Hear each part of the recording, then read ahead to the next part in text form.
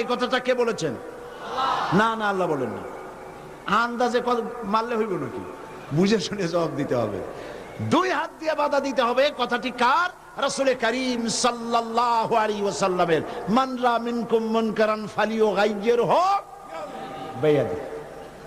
দুই হাত দিয়ে বাধা দাও, দুই হাত দিয়ে অন্যায়ের প্রতিরোধ করো। আমরা করি না।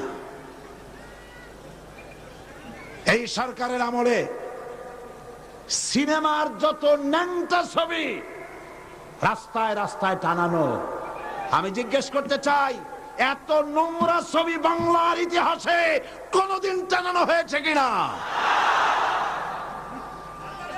একজন সরকার, একটা সরকার প্রধান নারী, একজন নারী সরকার প্রধান, আর তার সময় নারী